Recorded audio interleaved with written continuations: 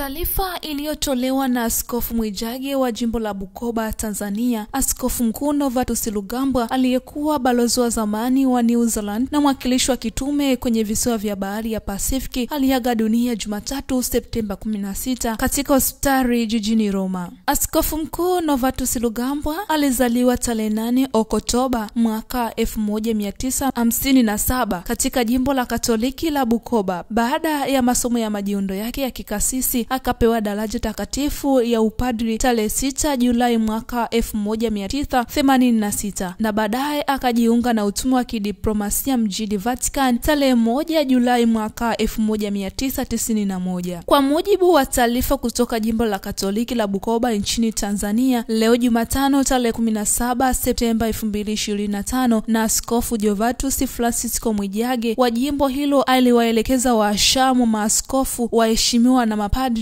na waumini wote kuwa anasikitika kutangaza kifo cha mpendwa wao Askofu Mkuu Novatus Rugambwa aliyeitwa na Mungu jana jioni tarehe 16 Septemba 2025 wakati akipatiwa matibabu uko Roma nchini Italia. Kanisa la Katoliki la Tanzania na ulimwenguni kote linaomboleza kwa ajili ya mtumishi wake Askofu Mkuu Novatus Rugambwa aliyezaliwa tarehe 8 Oktoba mwaka 1957 katika jimbo la Katoliki la Bukoba nchini Tanzania. Baada ya masomo ya majiundo yake ya kikasisi akapewa daraja takatifu ya upadili mikononi mwa hayati Askofu Nestorius Timanywa kunako tarehe 6 Julai mwaka 1986 na baadaye akajiunga na utume wa kidiplomasia mjini Vatican hapo tarehe 1 Julai mwaka 1991. Baada ya kufanya kazi mbalimbali katika balozi za Vatican kunako tarehe 28 Juni mwaka 2007, Baba Mtakatifu Benedikto wa 16 akamteua kuwa katibu mkuu msaidizi wa Baraza la Kipapa la shughuli za kiuchungaji kwa ajili ya wakimbizi na watu wasiokuwa na makazi maalum. Ilipofika tarehe 6 Februari mwaka 2010, Baba Mtakatifu Benedikto wa 16 akamteua kuwa askofu mkuu na balozi wa Vatican nchini Angola na kuwekwa wakifu kuwa askofu mkuu wa Cardinal Tarcisio Britton aliyekuwa katibu mkuu wa Vatican kwa wakati ule hapo tarehe 18 Machi 2010. Na kufikia tarehe 5 Machi mwaka 2015 akateuliwa kuwa balozi wa Vatican nchini Honduras. Tarehe 29 Machi 2019 Baba Mtakatifu Francisco akamteua kuwa balozi wa Vatican huko New Zealand na mwakilishi wa kiutume kwenye visiwa vya bahari ya Pasifiki, na kunako tarehe 30 Machi mwaka 2001 Baba Mtakatifu Francisco aliongezewa tena majukumu kwa kumteua kuwa ni balozi mpya wa Vatican kwenye Jamhuri ya Micronesia iliyoko magharibi mwa bahari ya Pasifiki,